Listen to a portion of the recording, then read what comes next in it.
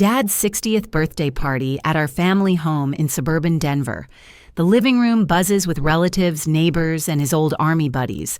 I'm serving drinks when my uncle makes a joke about me still being single. Dad laughs and says loud enough for everyone to hear, "Lucy's just a doormat in this family. Always has been, always will be." The room shifts uncomfortably. My hands shake as I pour wine. 20 years of being his unpaid caretaker, his personal assistant, his emotional punching bag flash through my mind. Not anymore. Standing there with that wine bottle trembling in my grip, I felt something crack inside my chest. Not break exactly, but crack like ice on a frozen pond right before it gives way completely. The laughter around Dad's comment had died down, but those words kept echoing in my ears. Doormat. Always has been, always will be. I guess I should back up and explain how I ended up here 32 years old and serving appetizers at my father's birthday celebration, while he humiliates me in front of half the neighborhood. It wasn't supposed to be this way. 3 years ago, I had my own life in Portland, Oregon. I taught high school art at a progressive private school, lived in a cozy apartment overlooking the Willamette River, and dated Jake Morrison, a marine biologist, who made me laugh until my sides hurt and kissed me like I was precious. Then Dad had his heart attack. It happened on a Tuesday morning while he was mowing the lawn. Mom called me hysterical from the emergency room at Denver General. "Lucy, you need to come home. The doctors say it was mild, but he needs help recovering. I can't manage him alone." The way she said it, with that tremor in her voice that I'd heard since childhood whenever Dad got angry, made my stomach clench with familiar dread. I should have known better. I should have remembered that Dad had always been an expert at making his problems everyone else's emergency. But I was raised to believe that family comes first, that good daughters sacrifice for their parents, that love means dropping everything when someone needs you. So I did what I'd always done. I packed my life into boxes, told Jake I'd be back in a few months once Dad was stable, and drove the 12 hours from Portland to Denver, with my heart breaking a little more with each mile marker. That was 3 years ago. Those few months turned into seasons, and seasons turned into years of me becoming exactly what Dad said I was tonight, a doormat. My daily routine became as predictable as sunrise. Wake up at 6 to prepare Dad's heart-healthy breakfast measure out his medications into those little plastic compartments marked with days of the week, drive him to his endless medical appointments because he claimed his vision wasn't good enough for highway driving anymore. Never mind that his vision was perfectly fine for watching television or reading the newspaper when it suited him. I mowed the lawn every Saturday because Dad said the yard work was too strenuous for his recovering heart. I balanced the checkbook, paid the bills, and managed his finances because numbers supposedly gave him anxiety now. I cooked dinner every night, cleaned the kitchen afterward, and listened to him critique everything from the seasoning on the chicken to my choice of vegetables, while Mom nodded along like his personal cheerleader. "That's just how he is," became Mom's favorite phrase whenever I tried to talk to her about his behavior. "He doesn't mean anything by it, Lucy. You know he loves you." But love wasn't supposed to feel like drowning in someone else's expectations, while your own dreams suffocated quietly in the corner. I gave up my teaching position, telling myself it was temporary. I gave up my apartment, convincing myself I was saving money by living at home. Most painfully, I gave up Jake. Not all at once, but slowly, like watching something beautiful wither from neglect. Our phone calls became shorter, our video chats less frequent, our future plans more vague until finally, 8 months ago, he stopped calling altogether. I couldn't blame him. What kind of relationship was it when one person was perpetually on hold, always promising to come back but never actually free to leave? My older brother Marcus, meanwhile, lived his golden life in Chicago as a successful corporate attorney. He visited twice a year, charmed everyone for a weekend, and left feeling virtuous about his dutiful family visits, while I remained trapped in the daily grind of caregiving. Dad bragged about Marcus to anyone who would listen. "My boy's a partner at his firm now, you know. Makes more in a month than most people see in a year." He never mentioned that I'd earned a master's degree in art education, or that I'd been nominated for Teacher of the Year in Portland, or that I'd once had dreams of opening my own art therapy practice. The worst part wasn't the work itself, though. It was the way Dad treated me like hired help rather than his daughter. He barked orders from his recliner like a king on his throne. "Lucy, bring me my pills. Lucy, this coffee tastes burnt. Lucy, the lawnmower isn't cutting evenly." Never please, rarely thank you, and certainly never acknowledgement that I'd rearranged my entire existence around his needs. Last week, he'd complained that my pot roast was too dry. The week before, he'd yelled at me for buying the wrong brand of coffee, claiming the store brand gave him indigestion. Just yesterday, I'd overheard him telling the mailman that I had nothing better to do than take care of him, as if my sacrifices were meaningless, as if I was just killing time until something better came along. But tonight was different. Tonight, as I set up for his birthday party, arranging the folding chairs in neat rows and hanging the banner Mom had bought that read, 60 years young, I'd overheard something that shattered what little patience I had left. Dad was on the phone with Marcus discussing the party plans. I was in the kitchen arranging cheese and crackers on serving platters when his voice drifted through the pass-through window. "Your sister's still living here taking care of things," he was saying. "Honestly, Marcus, I don't know what we're going to do with her. She's just dead weight at this point, too pathetic to make it on her own. Thank God you turned out successful. At least one of my kids amounted to something." The cheese knife slipped from my fingers and clattered onto the counter. Dead weight. Too pathetic to make it on her own. The words hit me like physical blows, each one confirming what I'd started to suspect, but had been too afraid to admit. This wasn't about Dad needing care or Mom needing help. This was about Dad needing someone to control someone, to diminish someone, to make him feel powerful and important. And I'd volunteered for the job. Now here I stood frozen in place, while the birthday party continued around me. Dad's cruel words from the phone call, mixing with his fresh humiliation about me being a doormat. The wine bottle felt impossibly heavy in my hands as I tried to process what had just happened. The conversations around the room had resumed, but with an awkward energy, like everyone was pretending they hadn't heard what they'd clearly heard.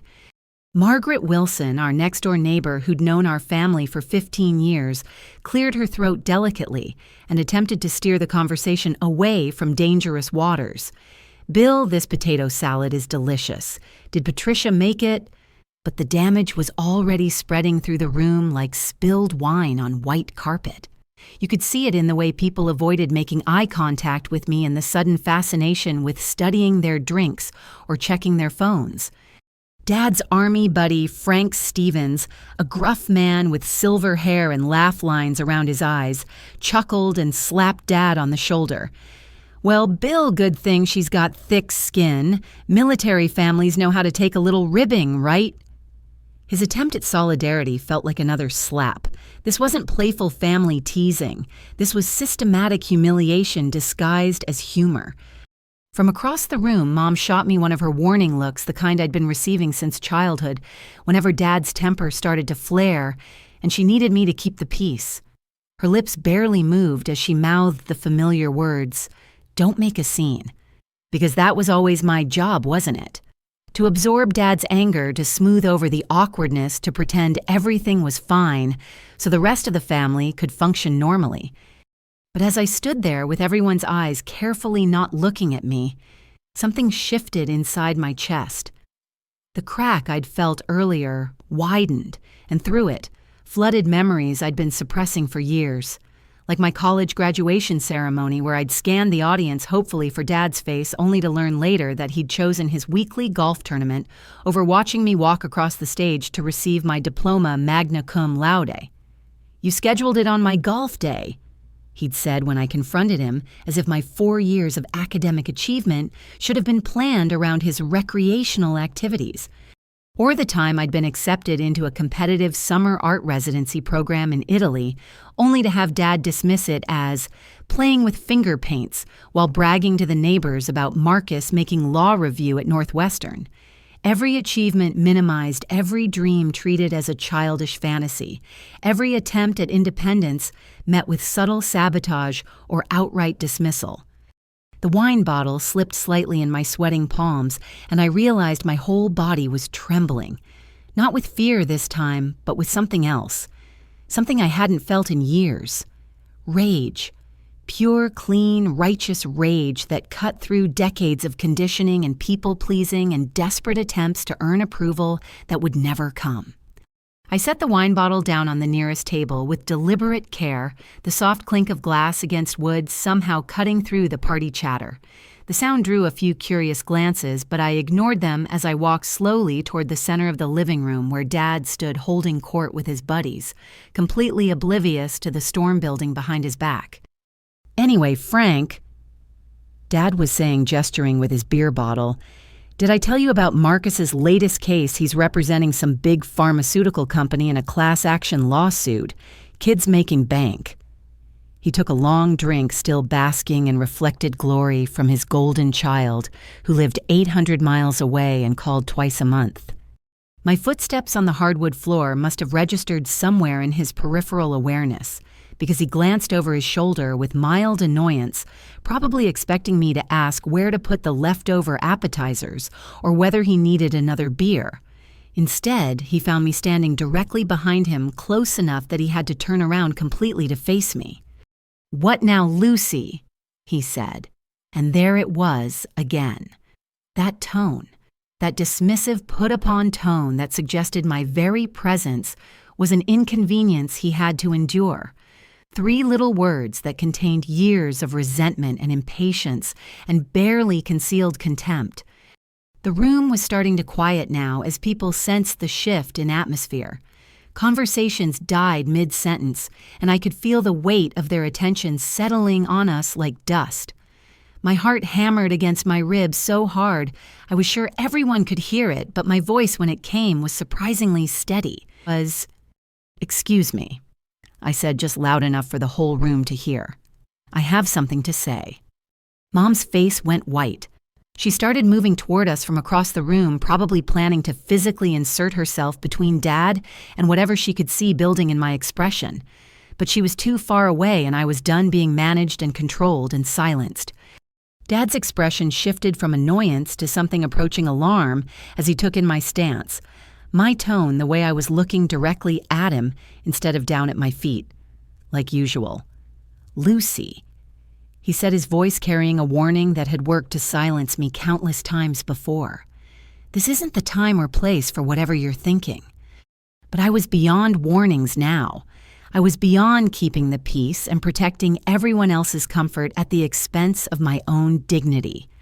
The room had fallen completely silent, except for the soft jazz music playing from the speakers, and in that silence, I found my voice. I raised my wine glass, still half full of the burgundy I'd poured for myself, but hadn't had a chance to drink. The crystal caught the light from the overhead chandelier, and for a moment I felt like I was holding something sacred. A weapon, maybe, or a shield, or just the liquid courage I needed to finally tell the truth. "If I'm just a doormat," I said, my words carrying clearly to every corner of the room, "then don't ever ask me for help again." The silence that followed my words was so complete, it felt like the entire house was holding its breath. I watched my mother's face cycle through a series of expressions: shock, fear, embarrassment, and something that might have been pride before settling on frozen terror. Dad's mouth actually fell open, and for the first time in my 32 years, I saw him completely speechless. But the silence couldn't last forever, and Dad recovered first his face, flushing deep red as anger replaced his initial shock. "You ungrateful little..." He started, his voice rising with that familiar edge that used to send me scurrying to my room as a child. This time, I didn't scurry anywhere. I cut him off mid-sentence, my voice growing stronger with each word. "Ungrateful for what exactly?" "For the privilege of being your personal servant for the past 3 years. A few of the guests shifted uncomfortably, and I could see some of them starting to gather their purses and jackets. Family drama wasn't what they'd signed up for when they came to celebrate Dad's birthday, but I was past caring about their comfort. I'd been protecting everyone else's feelings for too long. "I manage your medications," I continued, my voice carrying clearly across the room.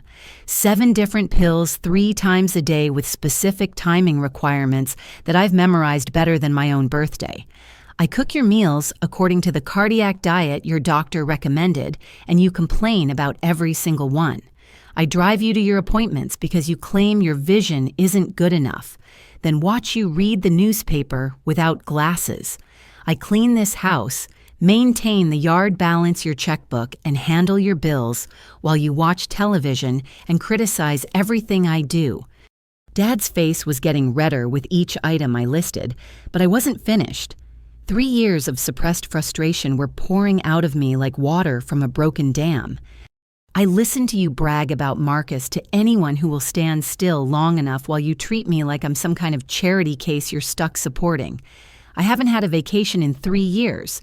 I haven't been on a date in over a year. I haven't even been to a movie by myself because God forbid something happens while I'm gone and you need me to drive you somewhere or fix something or listen to another complaint about how I'm not doing enough. The room was so quiet now that I could hear the grandfather clock in the hallway ticking, marking the seconds of what felt like the most important moment of my life. Mom finally reached us, her hands fluttering nervously as she tried to figure out how to handle a situation that had already spiraled completely beyond her control. "Lucy, honey," she said, her voice strained with the effort of maintaining her usual peacekeeper role. "This isn't the time or place for this conversation. Your father has guests." I turned to look at her. This woman who had enabled Dad's behavior for 35 years, who had taught me through example that keeping men happy was more important than protecting yourself or your children. When is the time, Mom? When he's on his deathbed? When I'm 50 and have wasted my entire life trying to earn approval that's never gonna come? Something flickered in her eyes at that, something that looked almost like recognition. But before she could respond, I pulled out my phone and turned back to Dad, who was standing there with his fists clenched at his sides, like he was debating whether to storm out or explode completely. "You know what really hurts?" I said, scrolling through my phone to find what I was looking for. "It's not just that you don't appreciate what I do, it's that you actively lie about it to make yourself look better." I found the recording app I'd been using to keep notes for myself, little reminders about Dad's medications and appointments that I'd started making when his demands became too numerous to remember. But I'd also been recording our conversations lately, partly for my own sanity, and partly because I'd started to doubt my own memory of events. Dad had a way of rewriting history to make himself look better, and I'd wanted proof of what was actually said versus what he later claimed he'd said. But more damaging than any recording was the spreadsheet I'd been keeping. It had started as a simple way to track Dad's medical expenses for tax purposes, but it had evolved into something much more comprehensive. Every hour I spent on his care, every task I performed, every expense I covered, meticulously documented, with dates and times and dollar amounts. "I've been tracking everything," I said, holding up my phone so the guests could see the screen. "Every hour of care I provide, every task I perform, every dollar I save you by doing things yourself instead of hiring professionals. You want to know what 3 years of my life has been worth?" Dad's expression shifted from anger to something approaching wariness. He'd never shown much interest in the details of household management, preferring to delegate everything to me, while maintaining the illusion that he was still the head of the household, making all the important decisions. $47,000, I said, reading from my spreadsheet. "That's what you would have paid for professional caregiving services over the past 3 years. Home health aides, housekeeping services, meal delivery, transportation, medication, management, yard maintenance. I've saved you $47,000 and you think I owe you gratitude." The number hit the room like a physical blow. I could see people doing quick mental math trying to process what that meant in terms of actual value. Margaret Wilson, who'd hired a home health aide for her own mother the previous year, let out a low whistle. "My mother's aide costs $30 an hour," she said quietly. "If Lucy's been providing full-time care—" She trailed off, but everyone could do the math. $30 an hour, 8 to 10 hours a day, 7 days a week for 3 years. The numbers were staggering. But I wasn't done. The phone call I'd overheard earlier was still burning in my chest, and now seemed like the perfect time to share it with the room. And just this afternoon, I said, my voice getting stronger with righteous anger, I heard Dad on the phone with Marcus telling him I was dead weight and too pathetic to make it on my own. According to him, I'm just a loser daughter who can't function in the real world, so I'm living off my parents' charity. A collective gasp went up from the guests. Even Frank Stevens, who'd been laughing along with Dad's doormat comment, looked uncomfortable now. This wasn't good-natured family ribbing anymore. This was cruelty with a deliberate edge. Dad's face went from red to purple. That's not, you took that out of context. I was just what I challenged. Just lying to your son about your daughter. Just making sure Marcus thinks I'm a failure so he won't question why I'm the one taking care of you instead of him. Just maintaining your image as the long-suffering father stuck with a disappointing child. The room was so tense now that I could practically see the discomfort radiating off the guests. But I had passed the point of caring about social niceties. This moment had been 3 years in the making, maybe longer. Maybe my whole life had been building to this confrontation. You know what the real truth is, I said, looking directly into Dad's eyes. You don't want me to succeed. You don't want me to be independent or happy or fulfilled, because then you'd lose your personal servant. You'd have to hire actual professionals to do what I do for free, or God forbid, you'd have to take some responsibility for your own life. The uncomfortable shuffling around the room had stopped completely. People were no longer pretending to look away or check their phones. The truth I'd been speaking had grabbed everyone's attention with the force of a train wreck, impossible to ignore and impossible to stop watching. Margaret Wilson was the first person to break the stunned silence, and when she spoke, her voice carried the authority of someone who'd been through similar struggles. Lucy's absolutely right about the costs, she said, stepping forward slightly so her words would carry to the whole room. When my mother needed care after her stroke, we hired a professional service. $30 an hour was the going rate, and that was just for basic assistance. Medication management, transportation, housework that would cost significantly more. Her validation felt like a lifeline thrown to a drowning person. For 3 years, I'd been questioning my own perception of reality, wondering if I was being too sensitive or ungrateful. Having someone else confirm the actual value of what I'd been providing made my legs feel steadier under me. Frank Stevens, Dad's army buddy who'd been chuckling along with the doormat comments, was studying his shoes like they contained the answers to life's great mysteries. When he finally looked up, his weathered face was troubled. "Bill," he said slowly, "maybe you ought to listen to what she's saying." But Dad was in full defensive mode now, his jaw set in that stubborn line I'd known since childhood. He'd rather burn down the house than admit he might have been wrong about something. "I never asked her to move back here," he said, his voice loud enough that the neighbors 3 houses down probably heard him. "She had nowhere else to go. We took her in when she couldn't make it on her own." The lie hit me like a slap so blatant and revisionist that for a moment I couldn't even form words to respond. But then the anger came roaring back, cleaner and stronger than before. I had a life in Portland, I said, my voice shaking with fury. I had my own apartment overlooking the Willamette River with floor-to-ceiling windows and hardwood floors and a kitchen where I could cook whatever I wanted without being told it was too spicy or too bland or too expensive. I had a job I loved at Jefferson High School teaching art to kids who actually appreciated what I had to offer. I had colleagues who respected me and students who looked forward to my classes. I was warming up now, 3 years of suppressed grief pouring out along with the anger. I had a man who loved me, Jake Morrison, a marine biologist who studied salmon migration patterns and made me laugh until my sides hurt. He took me hiking on weekends and cooked elaborate Sunday dinners and talked about buying a house together near the coast where we could have a garden and maybe a dog. The room had gone completely silent again, but this time it felt different. Instead of uncomfortable embarrassment, there was a quality of attention that felt almost sacred, like people were witnessing something important and painful and true.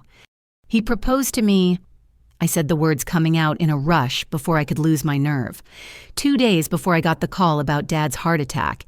He had this beautiful ring, white gold, with tiny diamonds around a sapphire, because he remembered me saying once that I'd never wanted a traditional engagement ring. He planned this whole elaborate proposal at the Japanese garden with a picnic and champagne and a speech about building a life together that would honor both of our dreams. Mom's hand flew to her mouth, her eyes going wide with shock. "Lucy," she whispered, "you never told us about a proposal." Because I knew what Dad would say. I replied, not taking my eyes off him. He would have said it wasn't important enough to change my plans for. That family comes first, and good daughters don't abandon their parents for some man.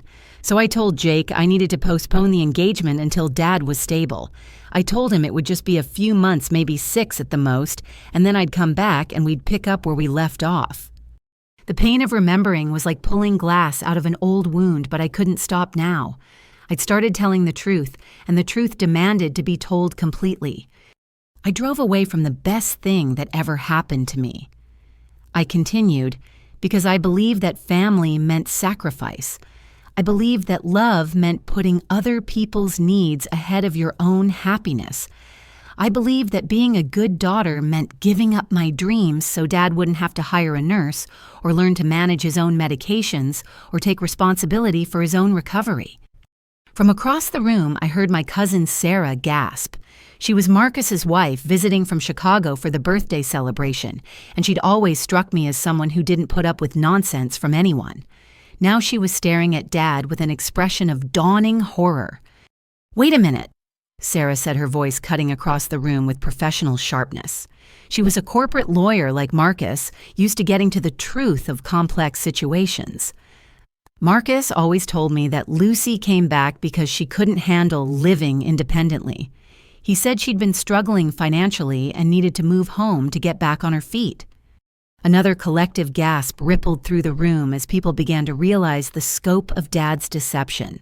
He hadn't just been lying about my current situation, he'd been spinning completely different stories to different family members, painting me as a failure to some and a hero to others depending on what served his purposes at the moment.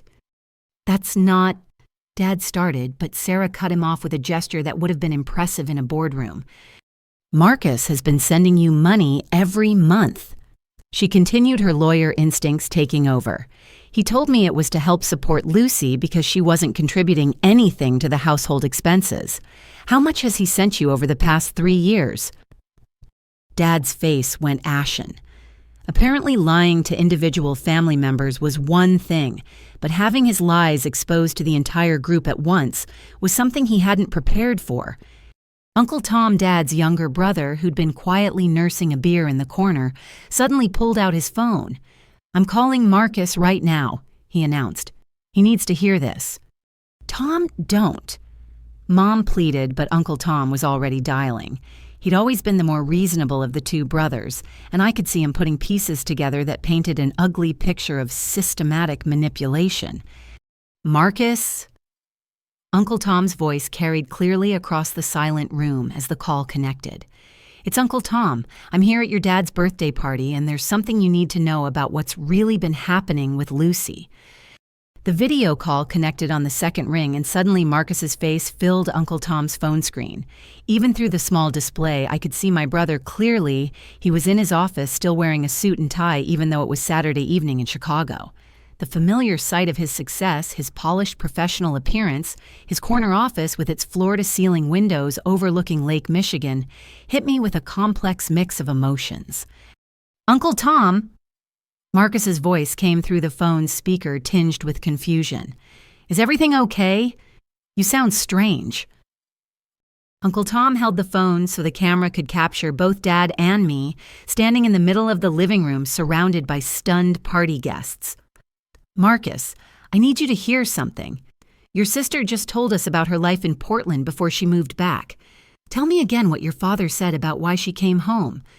I watched my brother's face on the screen as understanding began to dawn. Marcus had always been quick on the uptake. It was one of the qualities that made him such a successful attorney. He could read between the lines and spot inconsistencies faster than most people could identify the obvious. "Dad told me Lucy was struggling," Marcus said slowly, his eyes moving between Dad's face and mine on the screen. "He said she'd lost her teaching job and couldn't afford her apartment. He said she was having some kind of breakdown and needed to come home to get her life together." The words hit the room like bombs, each lie more devastating than the last. I felt my knees wobble, and Margaret Wilson actually reached out to steady me with a gentle hand on my elbow. The scope of Dad's deception was breathtaking in its completeness. "That's not what happened," I said, my voice barely above a whisper, but somehow carrying clearly to the phone's microphone. "Marcus, I had a job I loved. I had an apartment and savings and a man who wanted to marry me. I gave it all up when Dad had his heart attack because Mom called crying and said they needed help." The silence on both ends of the phone connection stretched out like a chasm. I could see Marcus processing this information, his legal mind working through the implications. His expression shifted from confusion to shock to something approaching anger. "Dad," Marcus said, and his voice had taken on the cold, professional tone he probably used with opposing counsel in depositions. "Is this true? Did you tell me Lucy was failing in Portland when she actually gave up her life to come take care of you?" Dad's mouth opened and closed like a fish out of water. Being confronted with his lies in front of the entire party with his golden son as a witness was apparently beyond his ability to spin or deflect. "It's complicated," he finally managed. The situation was, "No." Marcus said, his voice getting sharper. "It's not complicated. Either she was struggling and needed help, or she was successful and gave up her life for you. Which is it?" Before Dad could answer, Margaret Wilson stepped forward with another devastating revelation. "Bill," she said, her voice gentle but firm, "remember when you asked me about hiring Lucy part-time at my insurance office? You told me she needed work badly because she was having financial difficulties. I've been trying to figure out how to create a position for her because I felt sorry for what I thought was her situation." The hits just kept coming. Each revelation painted a clearer picture of how Dad had been managing the narrative, telling everyone exactly what they needed to hear to maintain his preferred version of reality. To Marcus, I was a failure who needed financial support. To Margaret, I was a struggling daughter who needed employment. To me, I was an ungrateful child who should be thankful for his charity. "Oh my God," Mom said, her voice breaking. "Bill, how could you lie to our son about his sister?" But Dad wasn't ready to surrender yet. Cornered animals often lash out, and Dad was no exception. "This is my house," he roared, his voice loud enough to rattle the windows. "These are my rules. If you don't like how I run my family, any of you can get out." The threat hung in the air like a challenge, and for a moment I felt the old familiar fear creep up my spine. This was how Dad had always maintained control, through the threat of abandonment, through the implication that his love and support were conditional on our absolute compliance with his wishes. But something had shifted inside me during this confrontation. The fear was still there, but it was smaller now, overwhelmed by a sense of clarity that felt almost intoxicating. "Okay," I said simply, "I'll be gone by tomorrow morning." The words surprised me as much as they surprised everyone else. I hadn't planned to say them, but as soon as they left my mouth, I knew they were true. I was done. Done with the manipulation. Done with the lies. Done with sacrificing my happiness for someone who saw my devotion as nothing more than his due. Mom's face went white.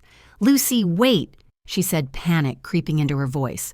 "Who'll take your father to his cardiology appointment on Monday, and he has physical therapy on Wednesday, and the lawn needs mowing and the grocery shopping?"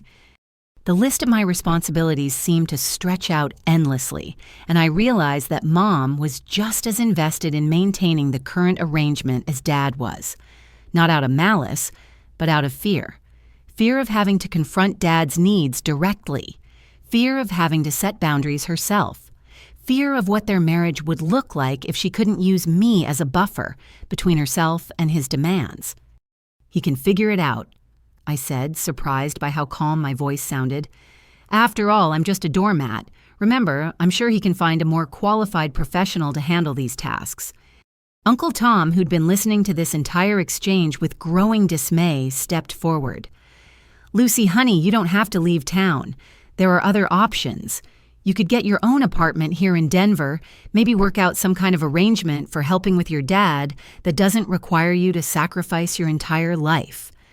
His suggestion was kindly meant, but it missed the fundamental point. This wasn't about logistics or scheduling or finding the right balance. This was about recognizing that some relationships are so toxic that the only healthy response is to remove yourself completely. "I'm going back to Portland," I said, and saying it out loud made something inside my chest unfurl like wings. "I'm going to call Jake tonight and tell him I'm sorry for wasting 3 years of both our lives. I'm going to apply for teaching positions and get my own apartment and remember what it feels like to wake up in the morning without someone immediately telling me what I'm doing wrong." Frank Stevens, who'd been silent through most of this revelation, suddenly cleared his throat. "My son lives in Portland," he said gruffly. "Works for Nike. I can give you his number if you need help getting settled." The offer was so unexpected and kind that I felt tears prick my eyes for the first time since this whole confrontation began. "Thank you," I managed. "That's very generous." Uncle Tom nodded approvingly. "And if you need help with moving expenses or a security deposit, you just let me know. I've got some money set aside and I can't think of a better use for it than helping you get back on your feet." The support was overwhelming and wonderful, but I could see Dad getting more agitated with each offer of help from his guests. His face was red again, and his hands were clenched into fists at his sides. "Fine," he shouted. "Go ahead and leave. See how you like it when real life hits you in the face. You'll be back here begging for help within 6 months." The prediction was meant to wound me to plant seeds of doubt about my ability to function independently. But instead of fear, I felt something close to pity. This man was so threatened by the idea of losing control over me that he was willing to sabotage my confidence even in the moment I was finally standing up for myself. "Maybe I will struggle," I said. "Maybe it will be hard to rebuild my life after 3 years away, but at least I'll be struggling towards something I want instead of drowning in someone else's expectations." That's when Dad clutched his chest. It happened so suddenly that for a moment everyone in the room froze. Dad's face went pale and he pressed his hand against his shirt, right over his heart, his breathing becoming shallow and rapid. "My chest," he gasped, staggering slightly. "I can't. Something's wrong." The room erupted into chaos. Mom rushed to his side, Uncle Tom started dialing 911, and several guests began clearing furniture to give Dad room to lie down. In the past, I would have been the first person at his side checking his pulse, asking about his symptoms, taking charge of the medical emergency with the competence I'd developed over 3 years of managing his care. Instead, I stood perfectly still and watched. Not with cruelty or satisfaction, but with the detached observation of someone who'd finally recognized a pattern. Dad's episodes had a funny way of coinciding with moments when he was losing control of a situation. They'd happened during arguments with Mom, during discussions about him taking more responsibility for his own care, and during conversations about my potential return to Portland. "Should I call the paramedics?" Frank Stevens asked, his phone already in his hand. I nodded. "Yes, call them, but keep watching him. Notice how his breathing is rapid but not labored, how he's able to speak in complete sentences, how he's supporting his own weight just fine." Mom shot me a look of pure horror. "Lucy, how can you say that he's having another heart attack?" "No," I said calmly. "He's having an anxiety attack. There's a difference. And more importantly, he's having a strategic anxiety attack designed to make everyone in this room feel guilty for confronting him with the consequences of his behavior." The paramedics arrived within 7 minutes, their red and blue lights casting eerie shadows through the living room windows.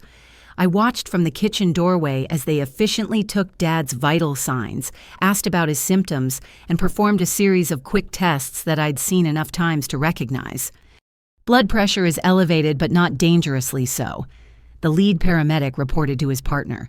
Heart rate is fast but regular, no signs of acute cardiac distress. He turned to Dad with the practiced patience of someone who'd seen this exact scenario many times before. "Sir, when was your last actual heart attack?" 3 years ago. Dad admitted reluctantly, his voice much stronger now that medical professionals were treating him seriously. "Any cardiac event since then?" "Well, no, but..." "Any chest pain during normal activities, shortness of breath when climbing stairs, unusual fatigue." The questions continued, each one revealing what I'd suspected Dad's current episode was anxiety-induced, not cardiac.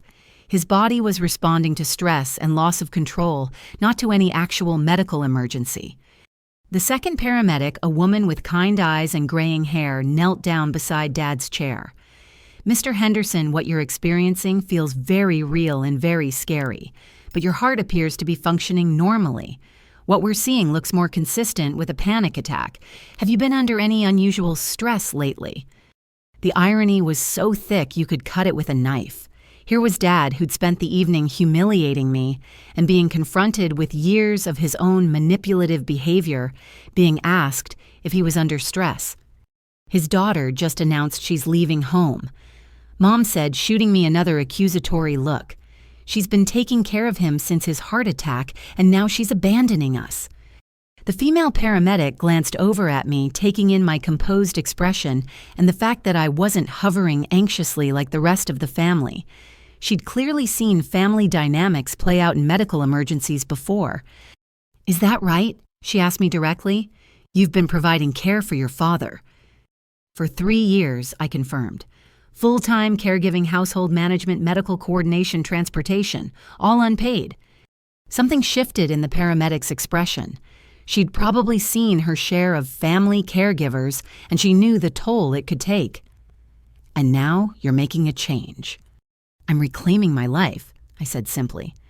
While the paramedics continued their evaluation, the party guests had gradually dispersed. Margaret Wilson squeezed my shoulder on her way out, whispering, "Good for you, honey. You call me if you need anything." Frank Stevens slipped me a piece of paper with his son's phone number before leaving with a gruff nod of approval. By the time the paramedics determined that Dad was stable and didn't require hospital transport, only family remained in the living room. The birthday celebration had definitely come to an end, but something else was beginning. Uncle Tom, who'd been quiet during the medical drama, finally spoke up. "Bill, we need to talk about what happened here tonight." "I don't want to hear it," Dad said, but his voice lacked its usual authority. Being medically cleared of a heart attack but diagnosed with a panic attack had deflated his dramatic moment considerably. "Too bad," Uncle Tom replied firmly. "You lied to your son about your daughter. You've been manipulating both of your children and taking money from Marcus under false pretenses. You humiliated Lucy in front of a room full of people after she spent 3 years taking care of you." Mom, who'd been hovering anxiously around Dad, suddenly straightened up. For the first time all evening, she looked directly at her husband instead of trying to manage everyone else's reactions to his behavior. "Bill," she said, her voice shaking but determined, "I can't keep doing this." The words hung in the air like a bomb waiting to explode. In 35 years of marriage, I'd never heard Mom directly confront Dad about anything more serious than his choice of television programs. "Doing what?" Dad asked, but there was a note of genuine fear in his voice now. "Protecting you from the consequences of your own behavior," Mom said, and with each word she seemed to grow taller, stronger, more present. "Making excuses for you when you're cruel to our children, pretending that your need to control everyone around you is normal or acceptable." She turned to look at me, and I saw years of suppressed apology in her eyes. "Lucy, I've been meeting with a lawyer. I filed for divorce 2 weeks ago." The revelation hit the room like lightning. Even Uncle Tom, who thought he understood the family dynamics, looked stunned. "You what?" Dad's voice cracked on the words. I filed for divorce.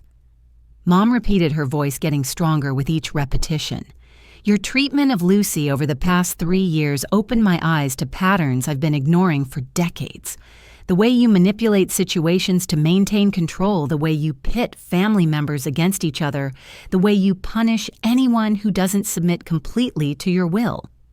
She walked over to where I stood and took my hands in hers. Lucy, I should have protected you. I should have stood up to him years ago instead of teaching you to keep the peace by sacrificing yourself. I'm so sorry.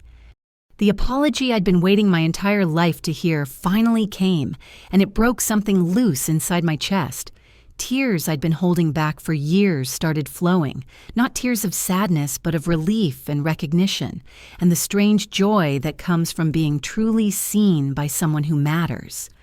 Mom, I whispered, squeezing her hands, I'm selling the house. She continued, still looking at me, but speaking loud enough for Dad to hear every word. I'm moving to Sunrise Village, that senior community across town where Janet's mother lives. They have assisted living services if residents need them, but they also have independent apartments for people who can manage on their own. The implication was clear. Mom was giving Dad a choice: get his act together and learn to function independently, or accept the professional care he'd been claiming he needed while using me as unpaid labor. You can't be serious, Dad said, but his voice had lost all its bluster. For the first time, he was facing the possibility that his behavior might have real consequences that he couldn't manipulate or control his way out of. I've never been more serious about anything in my life, Mom replied. Uncle Tom nodded approvingly. It's about time, Patricia. You and Bill both need to figure out how to be adults instead of using Lucy as a crutch. On the phone screen, which was still connected to Marcus's call, I could see my brother processing everything he'd witnessed.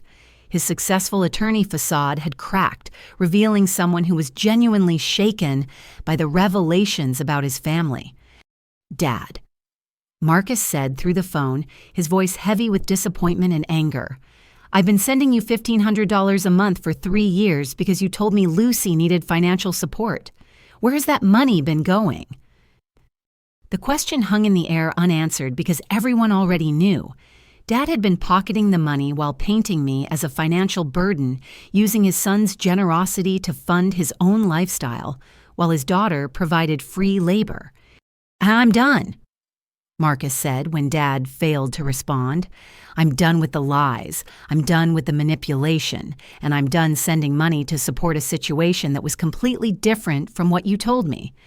Lucy, I owe you the biggest apology of my life, and I want to help you get back to Portland in whatever way I can. The support from my brother, whom I'd felt disconnected from for years, was overwhelming. Thank you. I managed through my tears. I'm flying out next weekend, Marcus continued.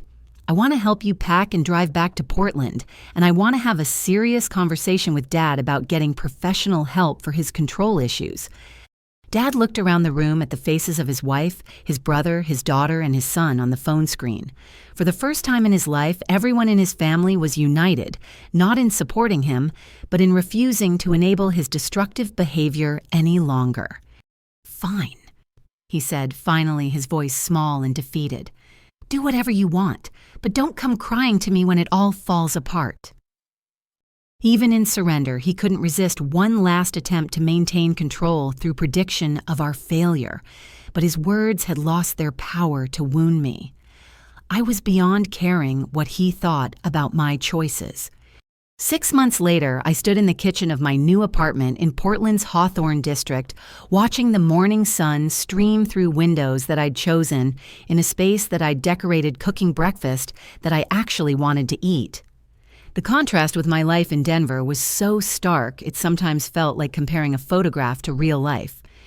The apartment wasn't large, just a 1-bedroom with hardwood floors and built-in bookshelves and a view of the neighborhood's tree-lined streets, but it was mine. Every piece of furniture, every picture on the walls, every book on the shelves represented a choice I'd made for myself. After 3 years of living in someone else's house according to someone else's rules, the freedom was intoxicating. My phone buzzed with a text from Jake. Running late this morning, but I'll pick you up at 7 for dinner. Can't wait to hear how the interview went. The interview.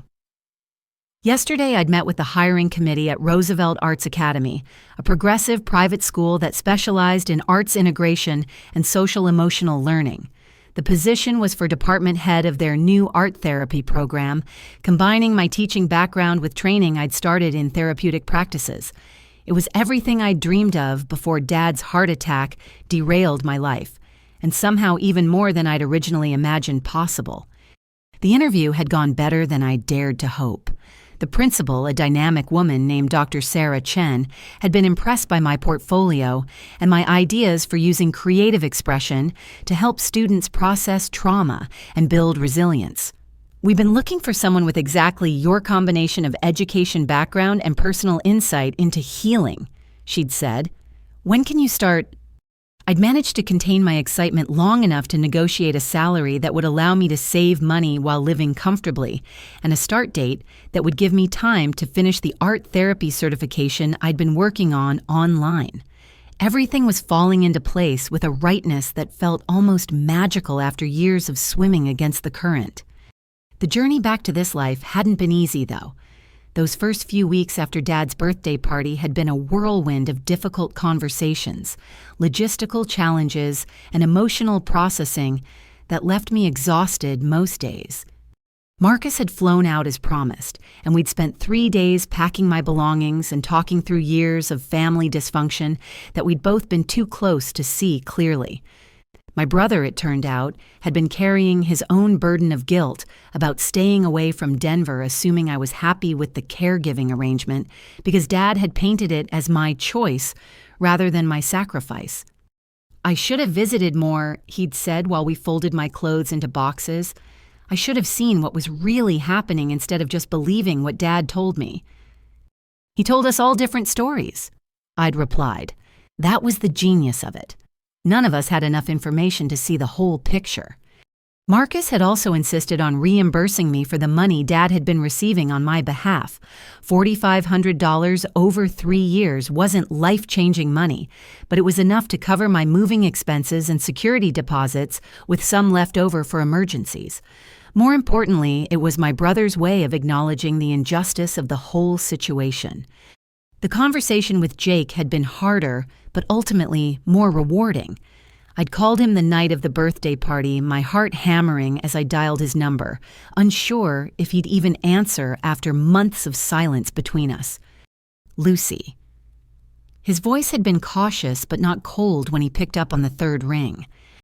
"I'm coming home," I'd said, without preamble. I'm coming back to Portland. I know I have no right to call after all this time, but I wanted you to know that I finally stood up to my family. I'm leaving Denver, and I'm not coming back." The silence on the other end of the line had stretched long enough for me to wonder if he'd hung up. Then, "What happened? Are you okay?" I'd told him everything: the years of manipulation, the birthday party confrontation, the realization that I'd been living someone else's life instead of my own. He'd listened without interrupting, and when I finished, he'd been quiet for another long moment. "Lucy," he'd finally said, "I need you to know that I never stopped loving you, but I also need you to know that I'm not the same person I was 3 years ago. We're both different now. If we're going to try this again, we need to start from where we are now, not where we left off." He'd been right, of course. 3 years apart had changed both of us. Jake had been promoted to senior marine biologist at the Oregon Institute of Marine Biology, and he'd bought a small house in southeast Portland with a garden and a workshop where he built furniture in his spare time. He'd dated other people, though nothing serious, and he'd learned to be content with his own company in ways that made him more grounded and self-assured. I'd changed too, though my growth had been harder won. 3 years of caregiving had taught me skills I'd never expected to need: patience, medical knowledge, crisis management, financial planning. But more importantly, the experience of finally standing up for myself had shown me that I was stronger and more resilient than I'd ever believed possible. Our first coffee date 6 weeks ago had been awkward and careful, both of us testing the waters of renewed connection. but by our third dinner together, we'd found a rhythm that felt both familiar and refreshingly new. Jake was more confident now, clearer about his boundaries and expectations. I was more honest about my needs and less willing to sacrifice my own well-being for the sake of keeping peace. "I love you," he'd said last week while we were walking along the waterfront, "but I also love who you've become. You're stronger now, more sure of yourself. It's attractive as hell." We'd decided to move slowly this time to really get to know each other again before making major commitments. But yesterday, after my successful interview, he'd mentioned that his house had a spare room that would make a perfect art studio if I ever wanted to set up space for personal work in addition to teaching. The suggestion wasn't exactly a proposal, but it felt like a step towards something permanent and wonderful. My relationship with Mom had also improved dramatically once we were both free from the daily stress of managing Dad's demands and moods. She'd followed through on her divorce plans, and while the process had been emotionally difficult, she seemed lighter and more present than I'd seen her in years. I forgot what it felt like to make decisions based on what I actually wanted instead of what would keep your father calm, she'd told me during one of our weekly phone calls. It's terrifying and wonderful at the same time. She'd moved into a lovely one-bedroom apartment at Sunrise Village, where she'd joined a book club, started taking watercolor classes, and begun volunteering at the local animal shelter.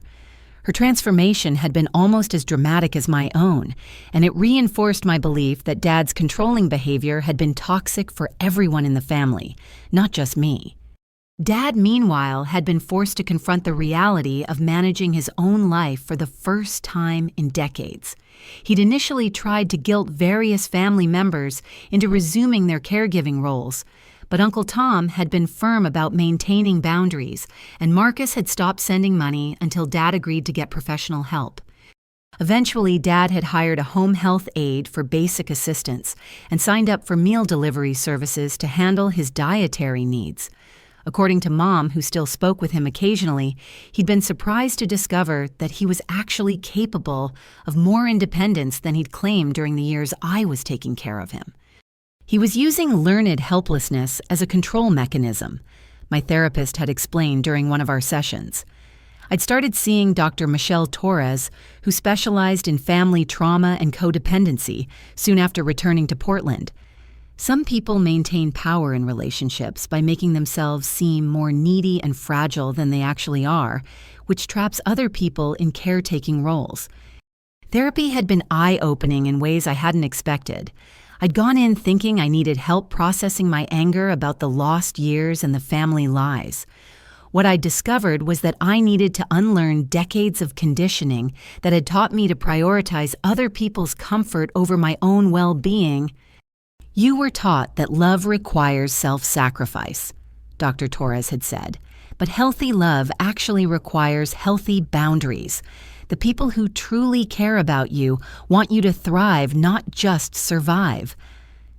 It was a lesson I was still learning, but I was making progress.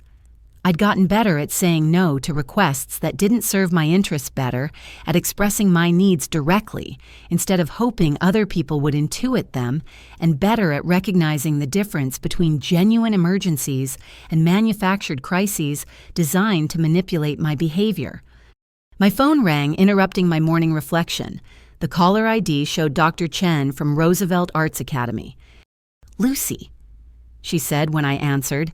"I know we said we'd call next week with our decision, but the committee was unanimous. We'd love to offer you the position if you're still interested." My heart leaped with joy, but I managed to keep my voice professional as I accepted the job and discussed start dates and paperwork. After I hung up, though, I did a little victory dance around my kitchen, feeling grateful for every difficult step that had led me back to this moment. I thought about calling Mom immediately to share the good news, then decided to wait until this evening so I could tell her and Jake at the same time. For now, I just wanted to sit with the happiness to let myself feel the full weight of how far I'd come. Through my kitchen window, I could see the cherry tree in my landlord's backyard beginning to bloom tiny pink buds, promising the full flowering to come. Spring in Portland was spectacular, but this year it felt especially symbolic. Everything in my life was beginning again, growing toward light after a long, difficult winter. I'd learned that standing up for yourself isn't a single moment of courage. It's a daily practice of choosing your own well-being over other people's convenience. It's recognizing that you can't save someone by drowning yourself. It's understanding that the people who truly love you want you to be happy and fulfilled, not grateful and diminished. Most importantly, I'd learned that it's never too late to reclaim your life. Even if you've spent years living according to someone else's script, even if you've made choices that took you far from your dreams, even if you've lost time and opportunities that can't be recovered, you still have today. You still have the power to choose differently going forward. As I finished my coffee and got ready for the day, I felt a deep sense of peace that I'd never experienced before.